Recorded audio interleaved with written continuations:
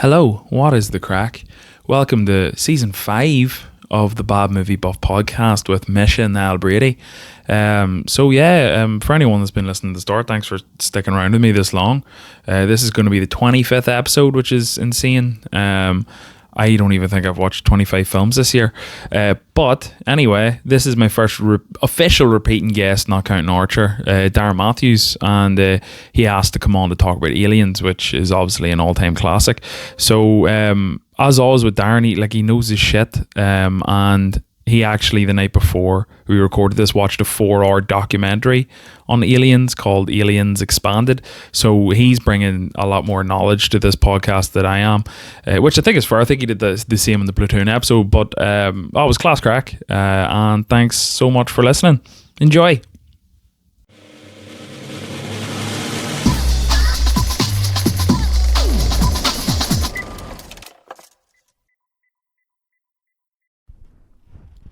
Okay, what's the crack?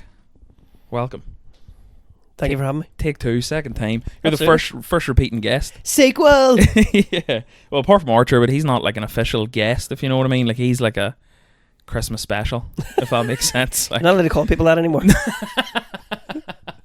Oh, cracker. But, so welcome. So obviously, like, you were the first day I ever recorded the podcast was you and Gino. So Gino's in the morning and then you in the afternoon. Yes, and we recorded a podcast too. But yeah, so different setup here. We're on video now. In the heart of Newry. Absolutely. Yeah. Literal town centre nearly. Yeah, it's unreal. Without doxing myself, like, it is like unbelievable how handy it is to walk everywhere. Like, but yeah. So welcome. We're here to chat about Aliens. The, in some people's opinion, superior sequel. Yeah, well, this is something I stuck it up on my social medias the other day. Favorite sequels, yeah. And like, are there sequels better than originals? Yeah. So, do you have any before we get into this? Any personals? Well, it's weird. I think I'm probably going to go into too much detail here, but I think that there's a lot of hipster in me that I try to fight. So, for example, the most famous example everyone says is Terminator 2 is way better than the original. So I always, when I'm rewatching, I usually just skip the first one and watch the second one flat out. And then about 2 years ago, I was like, I'll watch the first one here. And I was like, fuck, I might have enjoyed that more. But am I just saying that to go against the grain? Or is it because I don't watch it as much? It was a bit newer to me or something. It also ties in beautifully because that was directed by James Cameron and starring Michael Biehn. Exactly, so, yeah. Not bad. Fuck, you're coming out swinging, but that's good. But yeah. I think Terminator's the one I always said. Empire Strikes Back as well. And then someone wrote to me, there's a tattoo artist from Belfast called Chris Hill, wrote my response to your Instagram the other night, said Toy Story 2. I've seen that. Yeah, I forgot that I actually do think it's better than the first one. I put up a joke one where I said Speed 2 Cruise Control. Yeah, and then someone replied to me with Speed 2 Cruise Control. I'm like, don't just redo my joke. Yeah. Is it as bad as people say it is? Like, it's dreadful. Yeah, it's absolutely dreadful. Jason Patrick, they couldn't get Keanu Reeves back, but they were like, there's money to be made here. And do you know what? See, without Keanu Reeves, no, there wasn't. No. Who's Jason Patrick again? He's the main guy in The Lost Boys. Oh yes, that's right. Yeah, yes. Yeah, I know what you're on about. So he's not. But what was the other suggestions? 2 Towers, Lord of the Rings was one of them. You see, I was thinking that, but I don't know if you can count it as much because it was already a book and it was already like a trilogy, if you know what I mean. Whereas with Terminator, it was like, or Terminator, and with this, it was like, here's a really good movie. We're going to come up with a sequel to that years later, if you know what I mean. Well, Terminator 2 was absolutely class because obviously it probably stands out more because the next sequels were awful. Yeah. Here, keep talking there. My fucking head's away. That's okay. Just drive stuff. You can edit all this. This is fine. But because I think Lord of the Rings, whenever I got the books years ago, it was 6 books. It wasn't even 3. Yeah, they're behind you there actually. Yes, so you have the same as that. me. That edition there is actually, each of those books are split into 2. Yeah, that's the whole thing. Yeah. So I was like, what is? I didn't know this. Whenever I got and the appendices were a separate book, and I was like, this is too much. Yeah. But no, so sequels, because that's trilogy. Do you know what I mean? There's another idea for. I mean, we're doing a sequel tonight. If you're ever stuck for ideas, trilogies. Yeah. Get stuck in. Yeah. But the suggestions were Godfather 2 was one of them. Empire Strikes Back. Empire Strikes Back was probably better because George Lucas had very little to do with it. Yeah. He basically had a breakdown making Star Wars. And then they're like, get Irvin Kershner in here. Yeah. So it's weird. You never really hear people talking about, what was his name? Irvin Kershner. You never hear people talking about the fact that he directed Empire, like, do you? I think he was an old school Hollywood director, so he would have done big studio movies. Yeah. He was like the safe pair of hands. Okay. The Sam Allardyce of movie directors. Yeah, because like when you think of it, like people that are kind of known for introducing these franchises into the world, like Alien was Ridley Scott. Yes. And then, like the first Star Wars, obviously George Lucas, but then they just handed off the sequel to someone else, and that's two examples of people say the sequels are better. If you know what I mean, if that makes sense. Well, the whole idea of this one, so we're doing Aliens today. Mm-hmm. Do you know how the sequel idea even came about? Yeah, so I actually didn't even put this in my notes, but I meant to Google, is this true? Because it does sound a bit like mythical at this stage, where James Cameron went to pitch it in a room full of producers, and like apparently they're all like waiting to see what he did, and he writes Alien on the board, and they're all like, ooh, and then he adds an S, and then they're all like, ooh, and then he puts two lines through the S to make it a dollar sign. They're all like stand up and clapping and all like. So is that actually true? Like, because you always hear that story. Like, I couldn't find it, so I watched a thing called Aliens Expanded, which is like a 4-hour documentary, Yeah. and then I also for this I watched the Aliens Special Edition, which is a lot of deleted scenes and Yeah. like a re-edit. So we'll talk a bit about that. But you've basically watched the normal version of what we would call the cinematic release, which is what we're going to chat about. The first version I went to watch was, I noticed that the runtime was longer, and I didn't want to, muddy the waters by watching a special edition if we weren't going to talk about it, if you know what I mean. We'll throw in a few bits that expand out, but I can see how they were able to go. That's a whole other mythology. Like, so I also, because I've only seen Aliens once before my rewatch the other night, I didn't want to kind of, I just wanted to stick to the basics. First of all, though, how fucking class is it? It's great, yeah. It's such a good movie. See, if I'm being completely honest, the first time I watched this was maybe about let's say 6 years ago. It was before I lived here, like, so I was living with my mum and dad. Me and Aoife just went through this mad sci-fi phase where we watched all these famous sci-fi films. We watched Aliens, 2001: A Space Odyssey, Moon. Have you ever seen Moon? Moon's phenomenal, Unbelievable. and they made it for about 50 quid. Yeah, mad. Like Doug Jones, fucking Bowie's son as well. Yep. What else did we watch? Just a shitload of like really famous. Fifth Element was another one.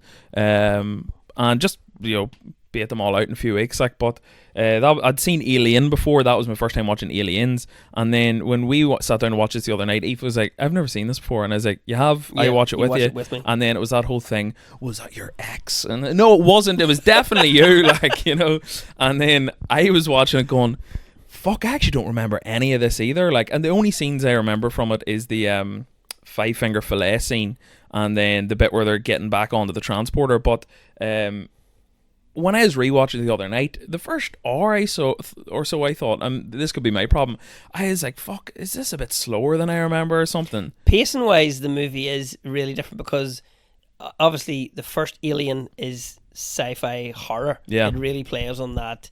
In space, no one can hear you scream. Yeah. You're on your own. It's that real dank, weird, how it's set up. It's on the ship. Aliens kicks in, but they have to do so much exposition and explanation. Yeah. To be like, hey, remember the planet you were on? Oh, by the way, it's also 57 years in the future. Yeah. You're like, wait, what the fuck? Yeah. It starts off basically, she's in cryosleep and they find her. They basically find the ship for salvage, which is, the escape pod from the Nostromo, the whole story from Alien, which if you haven't seen it, go watch it because it's another phenomenal movie, Ridley Scott. If you haven't seen Alien and you've watched Aliens and you liked it enough to listen to this podcast, there's definitely something wrong there. Like, so just go back and watch Alien and Wise Up. Before I forget to ask you, have you seen Romulus yet? Alien Romulus? Yeah. What do you think of it? Really enjoyed it. I thought it was class. That's a good standalone story because I like stuff like that. I read a lot of comic books and there's loads of that sort of stuff where they'll take an idea and be like, hey, what about if we side note off that idea, that whole character can expand into a story? Yeah. And Romulus is a great example of that. Yeah, Where they're like, absolutely. how can we do this where no other movie mentions it or knows it happened? Yeah. What about that? Oh, brilliant idea. Yeah, but it's the same alien from the first Alien film. Yes. Yeah, because they essentially... Originally. Yeah, when they find... What do you mean? Originally? Because that's how it starts. Yeah. They go and find the original xenomorph. Yeah. But by the time they show up onto the space station... Oh, there's loads of them. Loads of them. Yeah, that's right. Yeah, what am I on about? Which is a similar idea to obviously what happened. The basic premise of all these movies is Weyland-Yutani, which in the first movie is just called The Company.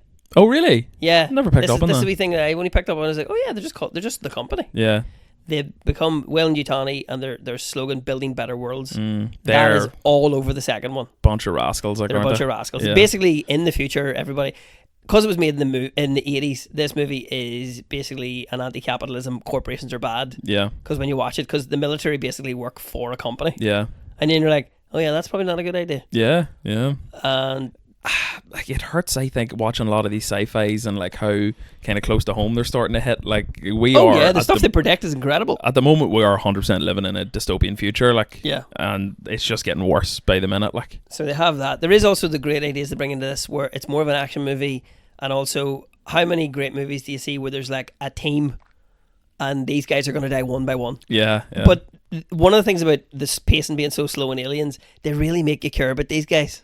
Yeah. You're like, oh, these guys seem like a good crack, and then you're like, he's dead. Yeah, yeah, fair enough. Like, yeah. It takes quite a while, and then basically the original, they're so full of bluster and bullshit, and when they actually go in and meet the xenomorphs, it's a mess. Oh yeah, shut themselves, especially Bill Paxton's character. Actually, I tell you what, because I'm all over the show, I'll do an official introduction here to the movie. Like, so, we're talking about Aliens, as we've said. It came out in 1986, directed by James Cameron. So, starring Sigourney Weaver, Michael Biehn, Carrie Henn, Paul Reiser, Lance Henriksen, Bill Paxton, William Hope, Jeanette Goldstein, Al Matthews, and Mark Rolston, among many more, but they're the kind of main leading cast there. Yep. So, as you said, the plot is, it takes place 57 years after the original Alien movie, and it's essentially they find the Nostromo. It's the escape pod from I Nostromo. forget the name. I'm wearing the t-shirt. Oh fuck, so you are. That's class, yeah. How did I not fucking see that? Like, the escape pod from the Nostromo, and essentially it's like a deep space salvage team finder, and they wake her up and they're like, oh, here, you alright? She's like, no, I'm not alright, I've got a fucking cat now. Take her back to whatever fucking space station they're on. It's like a colony type thing, isn't it? And then it turns out that the planet that they originally picked up the xenomorph on has now since been colonized. What's the word I'm looking for, where they kind of make the terraformed, and they're like, oh, we actually don't have any signal coming from the beacons on that planet now. Quiz question, what do you call the planet? Oh, LV 426? Sure, I don't remember. Oh, is that? I was trying to act as if the I knew. colony's the called Hadley's Hope. Okay, there you go. So that's the name of everything. So there's, but yeah, that whole idea where it is the timing of it where, you know, basically it starts off where they're doing a debrief where they show this great thing where Ripley's talking to the suits basically. Yeah, yeah. And she's like, all my friends are dead, and they're like, do you know how much that ship cost? You blew up. And it's mad, like, talking about what struck me is how not that expensive the ship was in modern terms. They're like, that ship is 42 million, and I'm like a film costs more than that now. Like, you know what I mean? It was 80s numbers, which was quite funny. But they had that where it's supposed to be, you know, it was an ore ship there, but they were all just, I mean, they're grunts, they're miners, they're basically space truckers, you know. Yeah. So that's what they were doing, and then she was space bureaucrats, but meeting, like, weren't they? Which is where you meet Paul Reiser. Yeah. Who was a very famous stand-up comic. Really, yeah. In the 80s. Yeah. And then he got the part. He's Carter Burke. He's the young junior executive for Weyland-Yutani. Yeah. Who at the start you think is helping. See, because I hadn't seen this in so long, I put so much trust into him. Like, I was Team Burke. Like, that's great storytelling, though. Yeah, exactly. And like, what the fuck? I was like, maybe he's one of the good ones, because, like, you know, it's the same arc as Bishop in this one. She doesn't like synthetics, and you're like, yeah, he's gonna be a fucking rat. And then Bishop just turns out to be a great guy. Like, so I was I put a lot of faith into Burke, because there's like a bit where Ripley says to him, like, I'll only go if you can guarantee that we're wiping these things out. We're not actually just gonna, you know, sample them. And then he's like, I promise. And he like seems so nice. And then like I'll show you my notes here. So Aoife faded about halfway through this the other night. She's like, I'm way to bed, and I was like, I'm sticking on. Like, so the first, not to jump too far ahead, but the first bit where Burke betrays them. Oh shit, what is it again? But whatever happens is, I just wrote down, Burke is an absolute rat, and then as like just being a corporate stooge. And then the next thing he did to betray them is when the face huggers get out with Newt and Ripley in the room, and he's watching the monitor and he turns it off. And then I wrote rat in capital letters again. I was like, fucking rat, like, turned off the monitor. And then when they're being chased by the xenomorph and he's running ahead of them and he turns around and shuts the door, that was the biggest and third and biggest rat of them all. That's pre-comeuppance. So that's the whole point of Just this is what I said about side note about comic books. After I watched this and after I watched the Alien Expanded, that documentary, Yeah. I went and found out that there is a Marvel Comics do this series called What If. Oh yeah. And obviously Marvel is now owned by Disney, which also owns Fox, which made Aliens. Yeah. There's a What If comic, What If Burke Survived. Oh no way. Because there's also a part, so in the thing we see Burke basically meets his xenomorph when he locks everybody in and then he tries to escape himself, which is a terrible idea. You're running away from the people with guns. Yeah. They're there to help. Yeah. He does that, but there's a deleted scene that was never used where whenever she's going back in, we're jumping way ahead here, whenever she's going back in to find Newt, she finds Burke.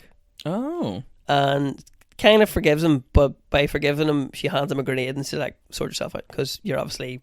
Hands him a grenade with the pin pulled out, or just to use? Just hands him a grenade to use. She's like, you've been face hugged, mate, you're done. So if you want to sort that out before it rips out your bit, so for anybody who doesn't know, the kind of life cycle of the alien, or the xenomorph as they call it, is basically you get caught, a face hugger jumps in your face, impregnates you. It's just horrendous. The design work as well, because it's based on the work of H.R. Giger, yeah, I can't remember, but if you ever look at his artwork, man's sick in the head. And I was like, oh, this is amazing. I'm like, there's a lot of dicks in this. Very phallic art. Have you ever seen his grave? No. His gravestone is like in his own kind of design. Now, it's not actually like 3D sculpted, but it's like flat marble with like... Cocks all over. Yeah. Massive dicks all over it. It's like the guy in Superbad. Dicks everywhere. It's just his xenomorph with the big ball back at the back of his head. But it could handy be something out of an alien movie. Like the design of it's pretty cool. Yeah, the idea of it was, I think Ridley Scott came up with a thing which is basically, like childbirth, which is something man will never understand. But what's the worst thing that can happen? You basically something ripping out of you, and they were just like, oh yeah, cool. That's the design we'll use. And then they took Geiger's design for xenomorph and stuff. So this whole life cycle of how so in Aliens, whenever the Marines all show up and they're all, let's fucking do this. Yeah. The whole colony's deserted. That bit's class, I think, where they arrive and you're like, here comes the action. Yeah. And then they're like, oh no, there's nobody here. Yeah. And then you're going, oh, here's the horror part of this. Yeah. Because like, I think in one of the lines they're like, oh, we must have missed it. Because at one point they find like acid burns in the floor. The aliens have acid for blood. Yeah. So somebody's got a shot off and hit one of them, but it's melted through the floor. And you're like, oh, this is going to be bad. Blake, like, yeah. So, and then there's that great thing where Cameron uses this brilliant thing in it where there's times when he doesn't use music. Yeah. So they're just walking and you just hear literally the clank of their feet. Everything's metal and steam and so it's suspenseful, real suspenseful. Yeah. And then they've got those fucking sensors. Yeah. Oh, the motion sensors. Which is one of the best sound effects in any movie. Class. That's scanning for life and they're like pointing it down hallways. Yeah. There's lots of torches fucking glinting off stuff. It looks class. Yeah, definitely got it the wrong way around, but those motion sensors are exactly like, I think it was like Modern Warfare 2, Call of Duty back in the day, the heartbeat sensor in that game, if you've ever played it. Literally the same thing, but the motion sensors in Aliens were blue. The one in Call of Duty was green. Yeah. But yeah, sorry, just to kind of take it back a wee bit. So I think one of the main things I kind of love about the Aliens movies is obviously the aesthetic of like the aliens and, as you said, all the Geiger stuff, but see the actual aesthetic of like inside the spaceships and all, and like give you the perfect example, and it's kind of recreated slightly in Aliens, is the scene where they're all being woken up. Now when Ridley did it, it was a lot slower, is a lot more atmospheric. It's just low cameras panning the room and all these people being like, getting out of bed or whatever, like, and the kind of like soft humming and beeping of the machinery. That's my happy place. I don't know why. Maybe I've like, it's a white noise playlist. Yeah, pretty much. And there was a wee bit of it. Yeah. Oh fuck. There was a wee bit of it at the start of Aliens where they're all waking up. But I loved the fucking, what do you call the guy? Sergeant Apone, is that his name? Is that how you pronounce it? Like straight out with a cigar. Like he hasn't even opened his mouth yet. Like, and just fucking shoved the cigar straight into his mouth. He has it in his pod with him. Yeah. But also, Sergeant Apone played by Al Matthews. Hey. Oh yeah. Any relation? Yeah. No. Believe it or not, no. That 6 foot tall black guy is not related in any way, shape, or form. He was actually a Marine in real life. He was a Vietnam vet. Yeah, and he was the first black man to be promoted to sergeant. Really? Yeah. That's a cool fact I didn't know. Well played. Yeah. I did see that where he was, so one of the things whenever James Cameron was looking for the actors for this movie was made in Pinewood Studios, London. Yeah. And he basically went and got a bunch of American actors who weren't living in the States. Like a lot of them were theatre actors living in London. Oh, very good. So he found Al Matthews because basically after the Vietnam War, he was disillusioned with America. So he moved to Europe. Oh, nice. So he was there, and I think after Alien, he didn't really do much after Aliens. He basically kicked around like Portugal and Spain until he passed away. Oh, fuck, yeah. So it's cool. But all the people they got in there, so they got kind of the group, and then Cameron was like chopping and changing their parts. A lot of people read for different parts. Yeah.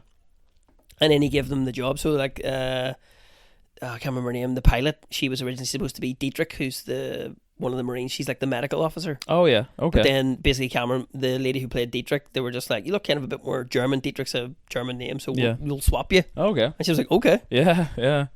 One of the probably not at the time, probably in the more modern light. Vasquez. Yeah. The lady who plays her isn't Latin at all. Yeah, I was actually going to say that. The actress who plays her is Jeanette Goldstein. Jeanette Goldstein. Yeah. Yeah. Just... So at the time, everyone was just like, oh, Vasquez. And then they were like, wait a minute. Did they brown her up a wee bit? I think they might have browned her up a wee bit. Yeah. Because I think it was about an 80s tan face. I was surprised to realise, and it was only... I did a Terminator 2 podcast here a few months ago with the bassist of Crow Black Chicken, Steve McGrath. Yep. And he said to me, because we're doing Terminator 2, that the stepmom or the foster mom from Terminator 2 is in Vasquez. Aliens. Yeah. And I was like looking out for her the whole time, and it was only after I realised it's fucking Vasquez. Yes. And I said this in the other podcast, so if anyone's listening to both, sorry, but have you ever seen her death in Lethal Weapon 2?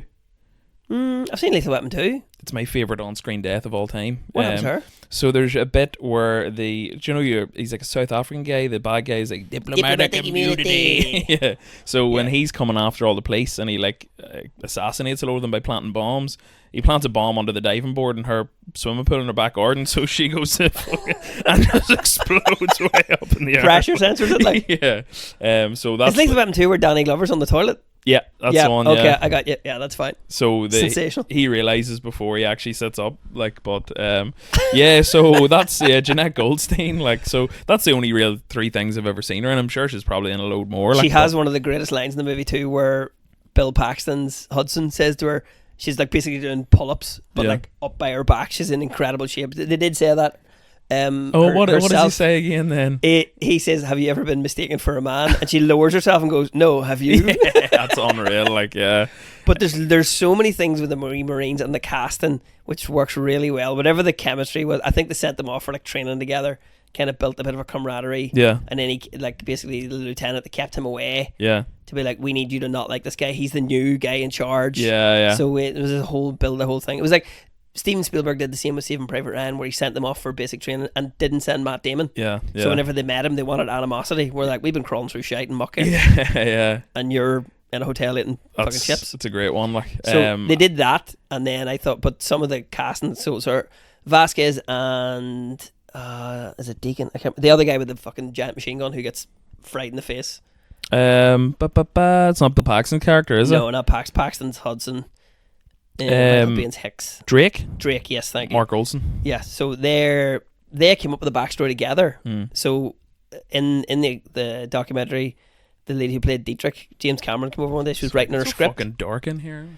Cameron came over and she was writing her script. Yeah, and he's like, what are you up to? And she's like, I'm just kind of coming up with a bit of a backstory. And he was like, it's on the page. As in, like, yeah, I need you to be recognised, but don't worry about this. Yeah. But he allowed the other two to come up with a thing where they reckon their two characters were basically in prison together. They're good friends, have been for years, and they signed up to the Marines to get out. I actually did. So that's why it's very Dirty Dozen. It's very Suicide Mission. Yeah. They don't not realising it's a small squad that shows up. It's not like they're bringing the Marines. And I did get that chemistry on screen with them, like 100%. Like, because you definitely sense they had a backstory. Like, one of the other cool things that Cameron did for this was, obviously no films these days are shot in sequence. Yeah. But see that opening introduction scene where they're all sitting down getting the debriefing and they're all having the crack. That was the last thing they filmed, because at that stage all the actors obviously would have built a good rapport together. So he wanted it to seem that they've been in the same squad for years together, and it really did work and came across well. Oh, so did he do it where they had all basically died off in the movie and then brought them back to shoot that? Yeah. That's very clever. It's cool, like, isn't it? Because they have that thing on movies where they're like, the gentleman last shot, and they do a big round of applause. But that's cool where they all did that. Yeah. And then came back in. That was the last thing they filmed, like, yeah. Funny, obviously, because Cameron wrote this where there was a script brought in. Cameron took it and was like, that's why I said about pitching the idea, not the Alien S and dollars story, where he was basically, I think he went in to pitch something else, and the studio head was like, "Do you want to have a crack at that?" And they're like, "What is it?" He was like, "It's like a sequel to Alien. We haven't really been able to get anywhere." And he said, him coming from a sci-fi background and making Terminator, he was kind of going like, Alien's amazing. He loved it. He loved Ridley Scott's movie, but he was like, how do I make it a love letter to what Ridley Scott's done, but make it my own movie? Yeah, and he did just that. Yeah, because James Cameron's first directing job was Piranha 2. Oh yeah, which he got sacked off. Yeah, and Lance Henriksen is in Piranha 2. Is he? Yeah, that's how he met him. Old Bishop, yeah. But one of the other cool things as well, just casting, because I think it's class. Did you know that Michael Biehn was not the first Hicks? No, I didn't know that. No. Okay, so this is not a fun story. Probably not for the guy. The original guy who they had shot with and who did all the training was a guy called James Remar. Right. Do you know him? No, I don't think so. I'll Google him and show you. James Remar, he's a character actor, so whenever you see him, you're like, that guy's in loads of stuff. Oh yeah. He was the original Hicks. Right. Massive drug problem. No, got arrested in England trying to score heroin. He was basically a junkie at the time. Yeah. So they had done all the audition, all the whole thing, and they had shot a load of stuff with him. So apparently there's parts where they're going through the hive before they get attacked, and there's like, you can see the back of Hicks' head. Apparently there's still shots of him in the movie. Jesus, yeah. But he basically got arrested, and they were like, either spends fucking 10 years in a British jail or we deport him. That's so like, right, get him deported. Yeah. Michael Biehn had done Terminator, played Kyle Reese, and Cameron was just like, can you be here like tomorrow? Yeah. And he was like, yeah, no problem. Yeah, 100%. Now when you know that, together, you could never think of anybody else playing that part. No, 100%. Because even though they've filmed stuff. Yeah, it took me a second to click that it was the same actor as Kyle Reese as well. Yeah. Can I just point out, by the way, like we kind of already briefly touched on it, but Darren watched a 4-hour documentary on aliens the other night, so he's bringing the heat. This is me sitting back and listening to hear what you have to offer in this one. Like, I've got research here, but you've got more. Like, but yeah, so just to touch on what you're saying about it being filmed in England and all the kind of American actors being expats, essentially. Apparently Cameron had a lot of trouble getting the crew from the original Aliens to kind of like respect him. What, you out of tea? No, that was the problem. Tea breaks. Oh, what? Oh, I haven't heard this part. Yeah, Pinewood Studios. He brought a lot of the. I thought you were like, make me another fucking cup of tea. No. Jesus Christ. That tea, you're like, do you mind? We're busy. I'm working here, lad. No, he had problems because the British crews would take tea breaks. Yeah. So he'd be like, all right, we're set up, rolling. Hello? Yeah. Everyone's like, no, sir, it's 10 o'clock, we're off for the tea, So what I had read, and it's probably touching on a similar enough thing, is that they brought back a lot of the same crew from the original Alien, and apparently none of them really had any respect for Cameron, because it's just like a fucking American director coming in and trying to take over a sequel of one of the greatest sci-fis of all time. So the only real thing he had done at that stage was Terminator, obviously apart from Piranha, but he apparently Terminator was an absolute flop in the UK, the first one, but it was massive in America. So he arranged a screening for Terminator for all the crew, so he could be like, look, I'm actually not bad at this. Yeah. None of them turned up, and they made it for next to nothing as well. Yeah, mad like. But producer in this movie is Gail Ann Hurd, who was married to James Cameron at the time. Oh yeah. So she produced Terminator as well. And her, when she was bringing in department heads to interview them, these guys were old school. I'd say old school Hollywood, old school Pinewood. Pinewood was where they used to make all the old Bond movies. Oh yeah. So these guys are probably just been working there forever. And she said when she's conducting interviews, people were saying, are you the producer? And she was like, yeah. And they were like, I will absolutely not be taking orders from a woman. This is like the middle of the 80s now. Yeah. I will not be taking. And then she just basically went, well, then you won't be working on this movie. Fair enough. Yeah. And they were like, what's your credentials? And she'd just be like, worldwide massive success Terminator. Yeah. Do you want to suck my dick now? Which is class. I love that. Yeah. But she was married to James Cameron. Also, the thing James Cameron hated, apart from the tea breaks thing, he basically got it organised. He was like, you can have your tea breaks, but you can't all just fuck off. Yeah. You need to pick one person from your department to go to the wee tea lady and bring everybody's tea back. This was a whole thing with him because he got himself in trouble. He says, I kind of feel bad. I should apologise to the little tea lady. Yeah. Because I think at one point he just kind of showed up into the queue and like flipped. Oh my God. What about like one of those big kettles you see like a wake? Yeah. James Cameron just was like, poof, get back to work. Fuck's sake. Also, he they basically gave him the nickname which he didn't like. They called him the Yank. Oh yeah. Do you know why James Cameron didn't like that nickname? Because Yank implies something more on a historical level, does it? No, James Cameron's Canadian. Oh. Oh, for fuck's sake. So they're all like, you bloody Yank. And he was like, absolutely Canadian. I didn't know he's Canadian, actually. Yeah, James Cameron's Canadian. There you go. Jimmy Seba. But one of the fucking things that kind of struck me, well, the first thing that struck me when I stuck this on the other night, and it's another thing of just fashion coming around 360. See Ripley's hair at the very start of the movie before she gets it trimmed. Which is the 70s look. Yeah. I'm about 2 months away from that, I reckon. Like, Yeah. you reckon I could do it? Like, Yeah. yeah. Yeah, because he says, well, it's well shortened. It goes very 80s. I'm also getting married in 2 months, so if I could rock like a Ripley on the wedding day, do you think? Do you think so? I don't know if Aoife would be okay with it, but it could turn up in those like wee white cakes. Get the eyebrows done, get the tash off. Yeah, yeah. Sigourney Weaver's a gorgeous looking woman. Like, if you can sort of tribute that. See Sigourney Weaver in Ghostbusters as Zool, like that did things to me, like, you know what I mean? Are you the keymaster? You fucking better believe it. It's just I'm the fucking keymaster. Yeah. Yeah, I am Rick Moranis, funny enough. Like, He probably goes that to your wedding quicker. Yeah. Rick Moranis also Canadian. there you go. Fuck, I'm on it. I'm Yeah, on yeah. it. He's coming back, you know. So believe. Yeah, Honey, I Shrunk the Kids TV series. Is it? I think so. Oh, I there think you he's go. doing a few other things, but that's going to be his first. So yeah, the thing that so I just love that. So actually getting the movie made was a fucking nightmare. Yeah. So I love that where great art comes from adversity, you know what I mean? 100%. Because we just watch and go, oh, that looks great. Yeah. And it does. Yeah. But the way he's written a lot of stuff, there's parts where he was talking to the cast. So one of the guys, so Frost, who's the guy who drives the truck into basically the ambush. Okay, yeah. So Frost is one of the things, and he basically said to the actor, he's like, you're going to be called Frost. And he was like, okay. Yeah. Because you're going to die in fire. So there was loads of wee...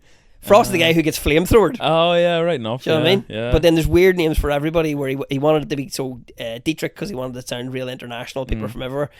The wee guy, the wee co-pilot on the dropship is a guy called Spunkmeyer.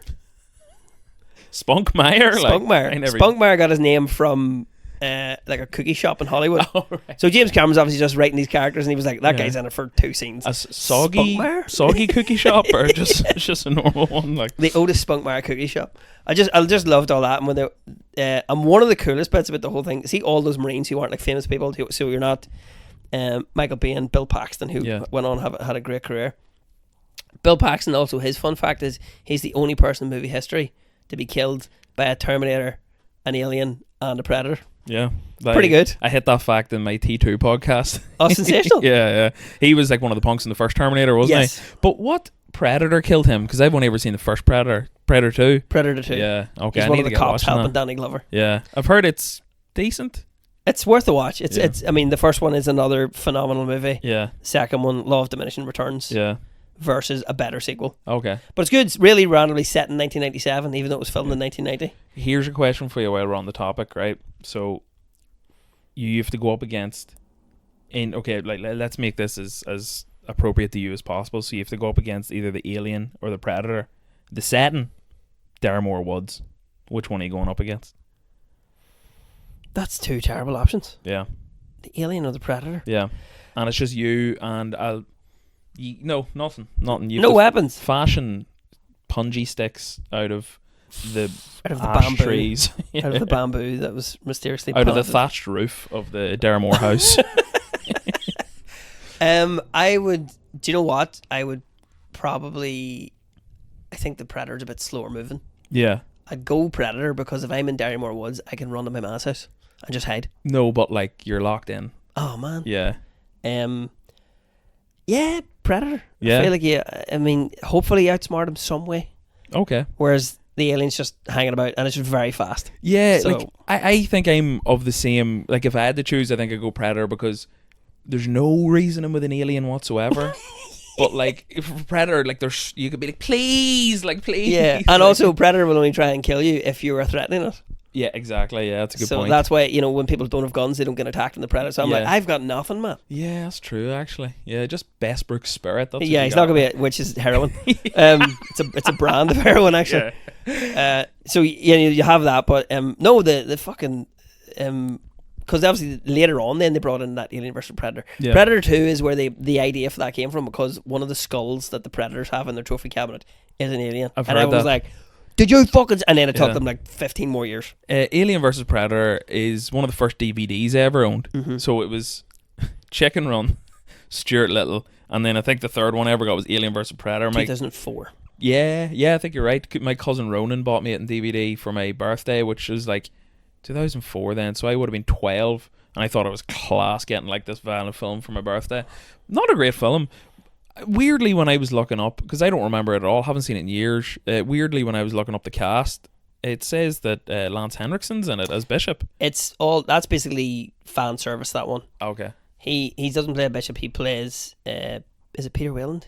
He plays one of the Waylands. Ah, okay. With the idea being then that later in years that they based Bishop on the look of Wayland. Because obviously in Alien he's played by Ian Holm, who plays Bilbo Baggins. Yeah. So he plays the original sort of android Ash. Yeah. And then they brought that model back for Alien Romulus. Yeah. Called Rook. Rook, that's what it was. I was trying to think. They're all fucking chess pieces, aren't they? Well, apart from Ash, like, but yeah. Well, they sort of have David. David's on a chess piece. David, and then Walter. Knight takes David. Yeah. You're like, I've said this out loud and it's wrong. But the whole thing, the idea is that the Alien franchise is basically known as a movie that, you know, people be like, oh, there's three acts to a play or 3 acts to a story. Alien movies always have a fourth. Okay. Yeah, right enough. When you think it's over, it's not over. Right, I never... Even the new one. This is the theme in the series. Yeah.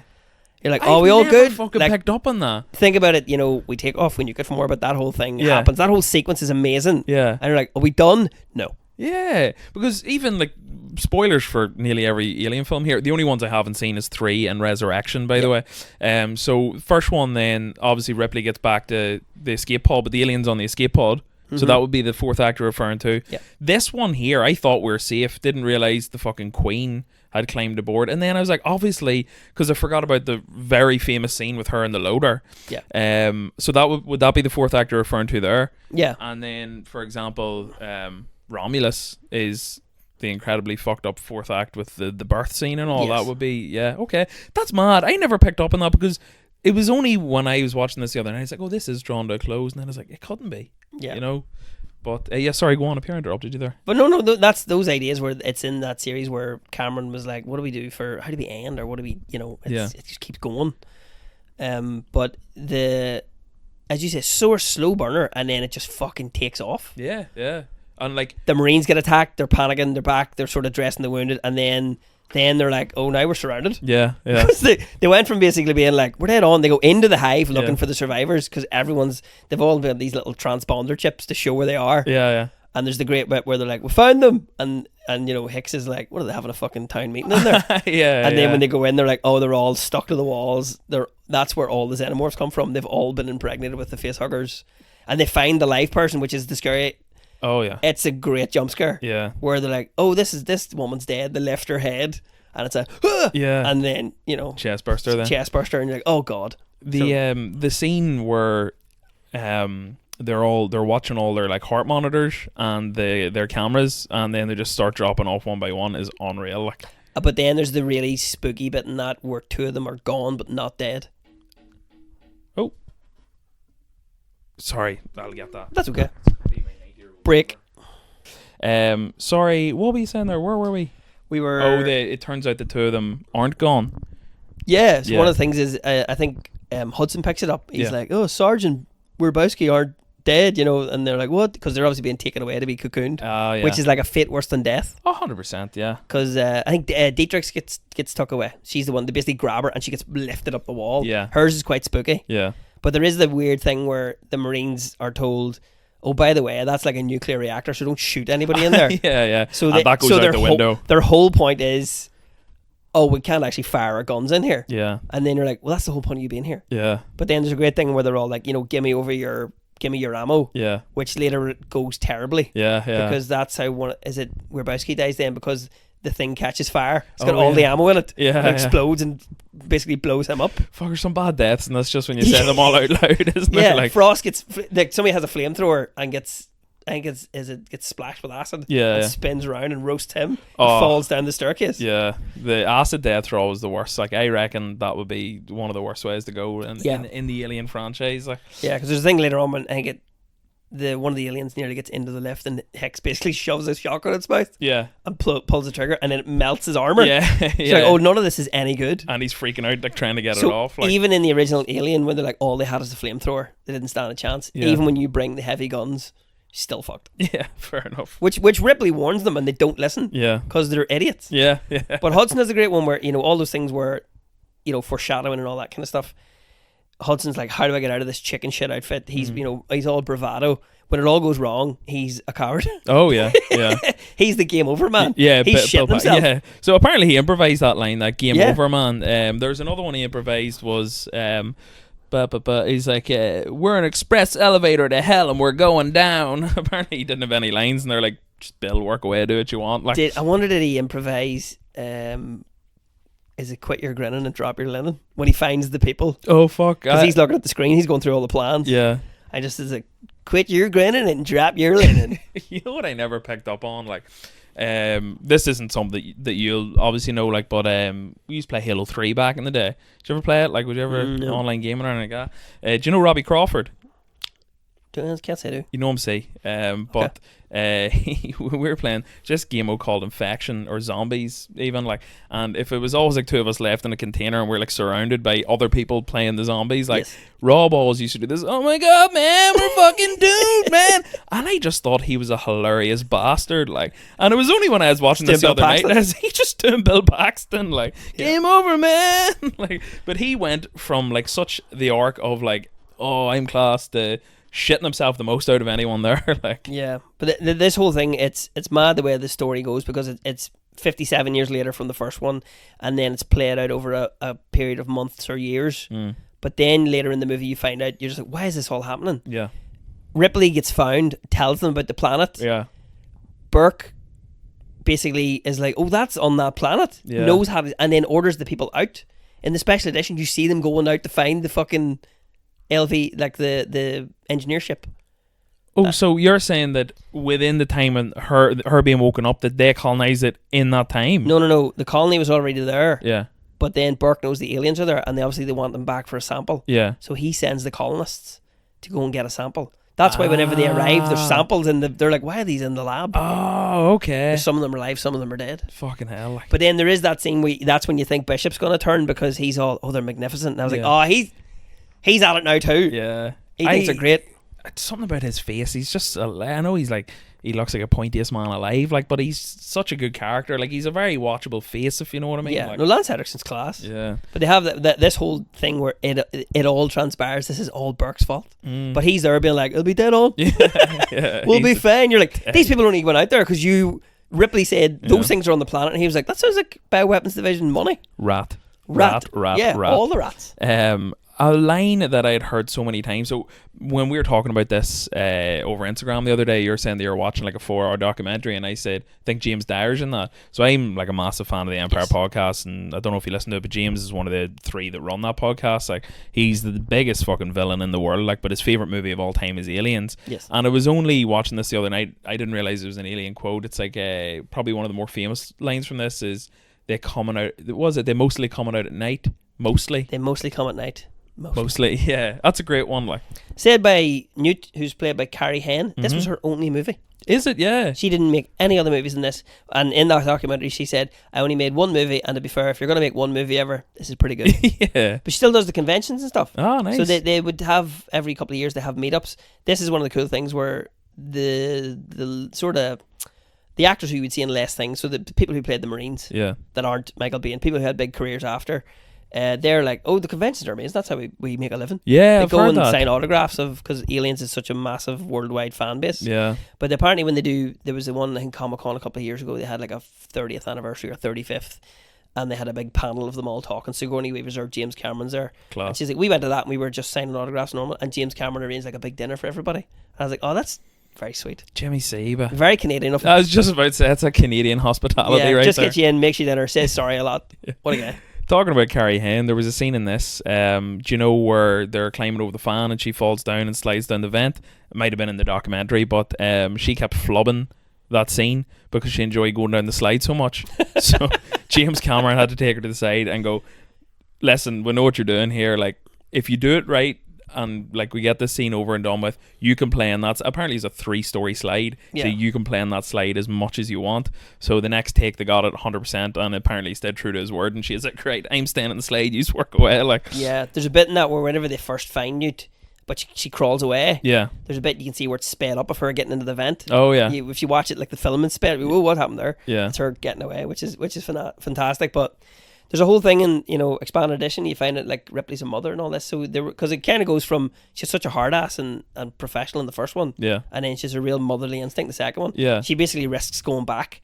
Newt could be dead, and she's like, no, we're going back. Yeah, because I goes didn't back realize. together. I was reading today. It was saying that in the special edition, they've added a scene where Ripley's told that her daughter's dead. Yeah, and because she's been gone for 57 years. They deleted that from the thing. I didn't even know she had a daughter until I like read that fun fact today. Like, but then they're like, if that's deleted and we don't put it in the movie, is that canon for the story?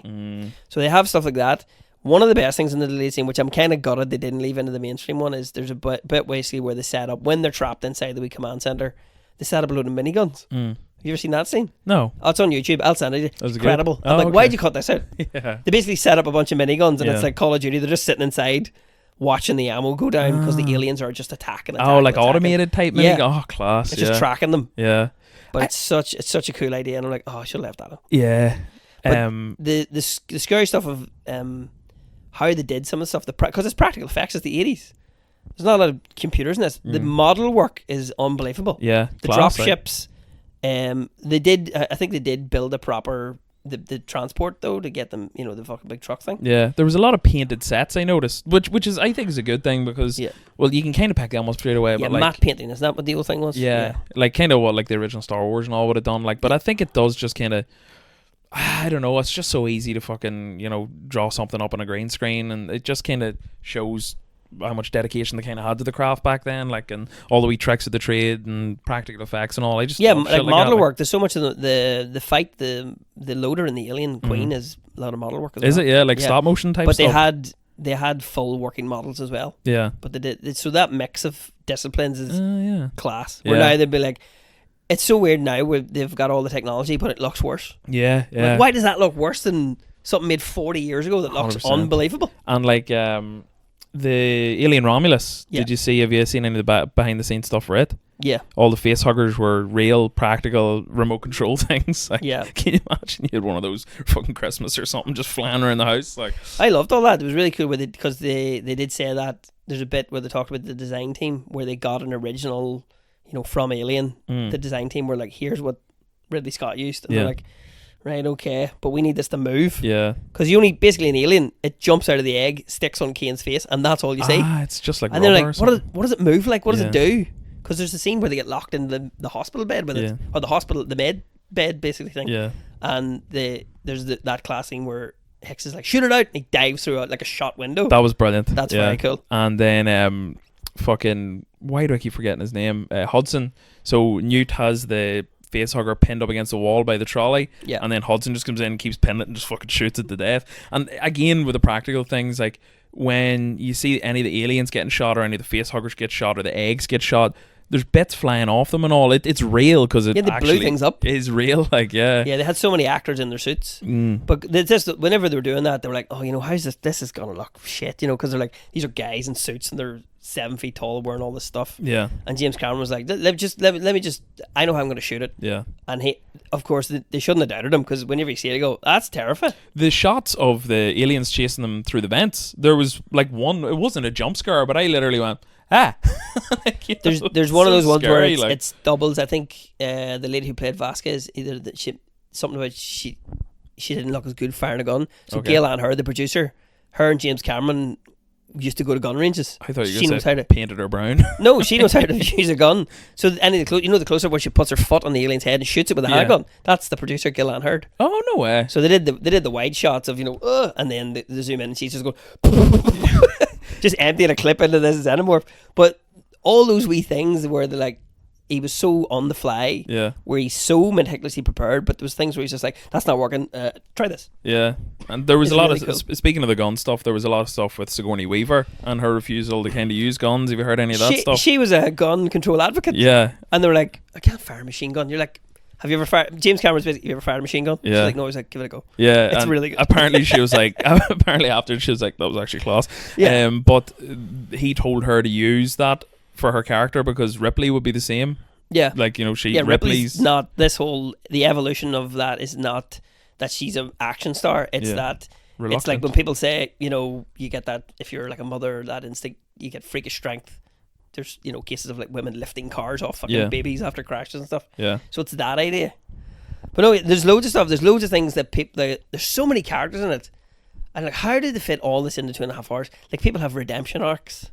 Like Gorman and Vasquez, who fucking hated each other, end up dying together. Oh, right enough. Yeah. But that was a great bit. It's like, the comeuppance. Yeah. It's comeuppance, and also, it's you know, Gorman's like he's a brand new lieutenant. He's obviously the guy who goes to military school, but doesn't.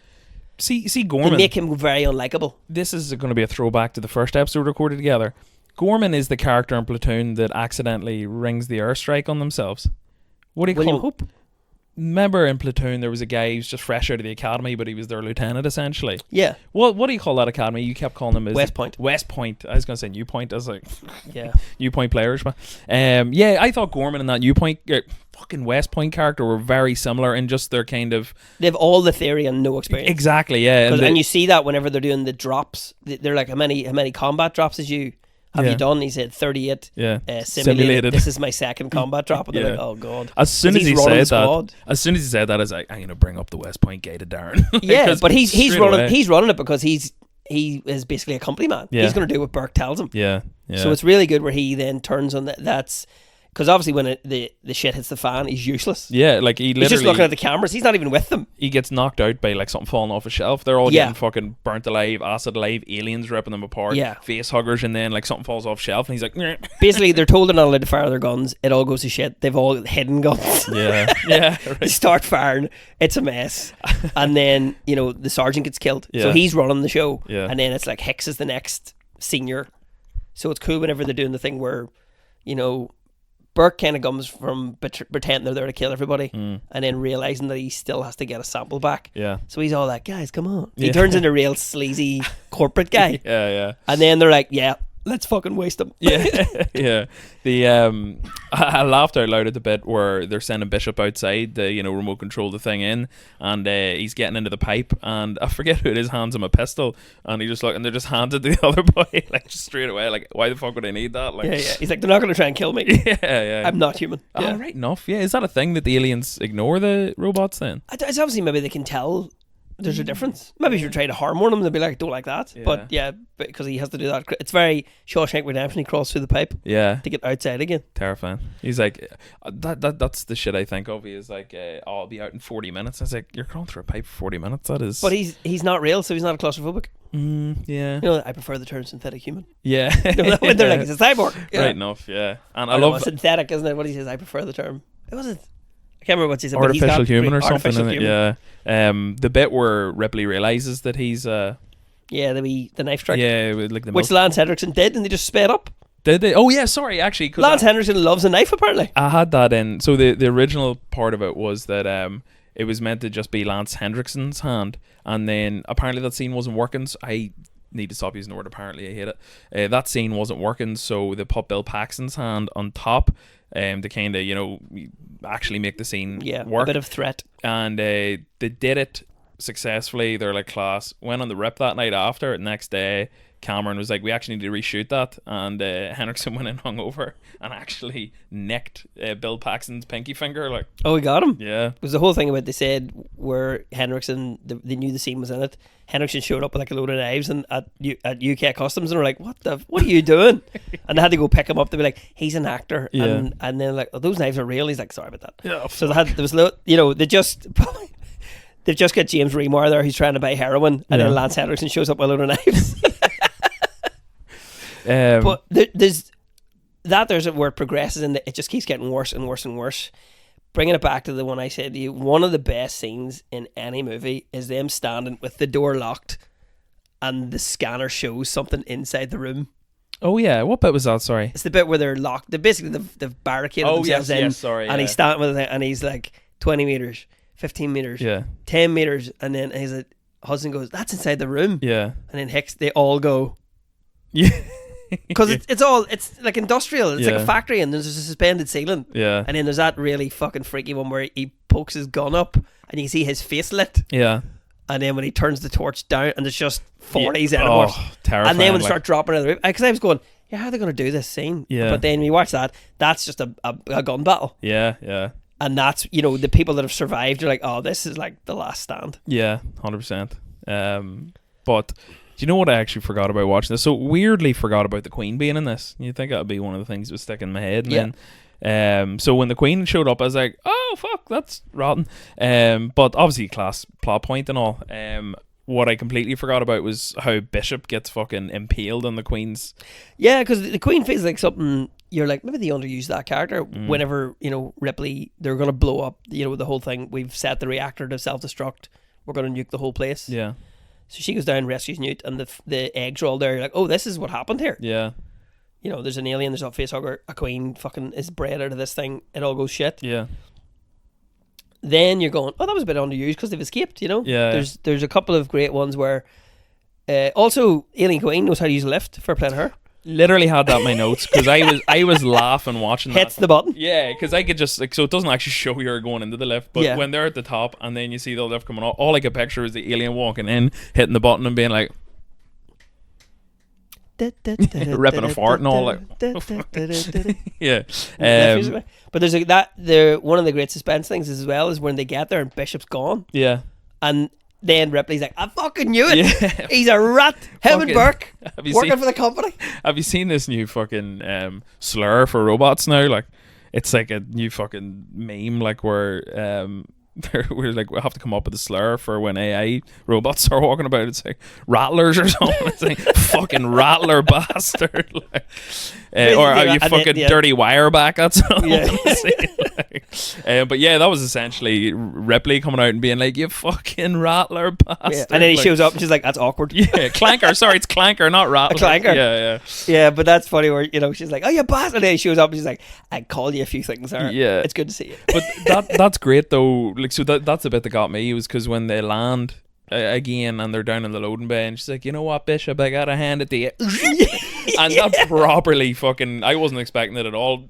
I swear I've seen this film before, but I again went, like, holy fuck, like, and then that obviously leads into the fucking class loader versus the Queen fight, like. Lance Henriksen got sick making that because they make the white blood that he spits out. They basically just mix like yogurt, cheese, and milk. But they're obviously filming this all day, so that's gonna go off. Oh my god! So apparently he kept, and then they were like, the special effects guys were like, Lance, I think that's turning. I'm sorry, and he's like, I'll use it. Oh, that actually that is my So we had, like, so obviously trigger, they're like action, and then he like, you know, pokes it out, and I think as soon as they were like cut, he just vomited in the corner. Oh my god! See, I've got this thing off milk and all that is like I'll retch if I even like see if someone Ethan never makes me pour out the milk when it goes off because as soon as I see the lumps I'm like. Ugh.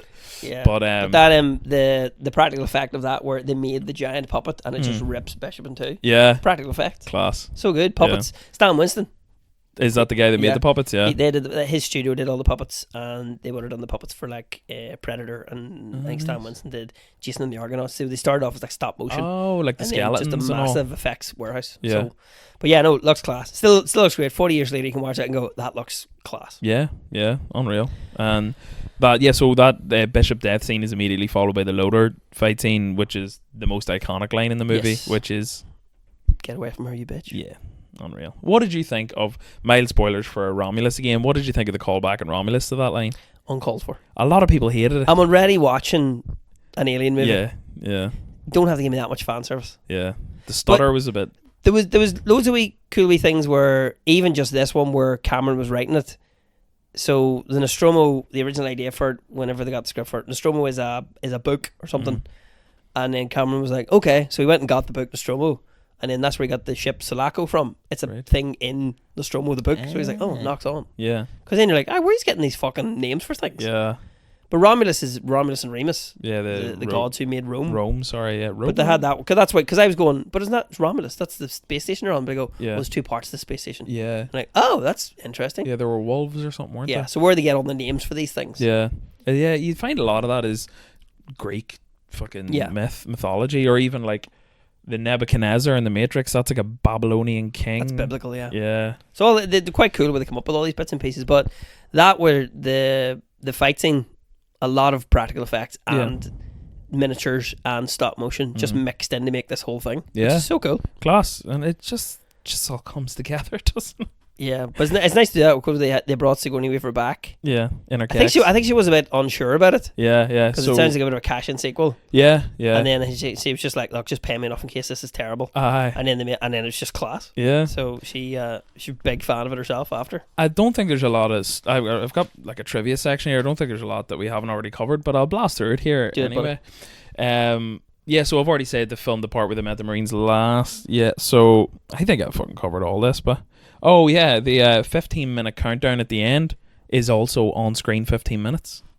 Yeah, so I always look out for that in films, weirdly. Like, when I was watching this the other night, they're like, you've got 29 minutes until this space station blows, and I paused it to see, was it? And it wasn't. So I obviously forgot to check it again at the 15-minute mark, but even in the special extended edition, it's still 15 minutes in both versions. That's quite cool, actually. Yeah, cool. Cameron was like, what do you see this? Yeah.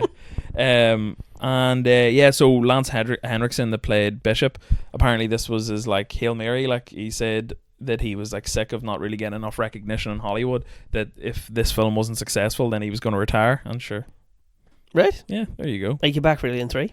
It did it, yeah. I need to watch it. Is Ron Perlman in one of them? Ron Perlman's in Alien 3. Alien 3 was made by David Fincher. It was like his first big studio movie, and if you've ever seen any David Fincher movies, they're weird. Yeah, He's just the darkest shit. He is a dark man. He's a dark man. Seven, Zodiac, all that kind of stuff. So he made Alien 3. It's so tonally different. I get that Aliens is an action movie. Yeah. Alien is a sci-fi horror.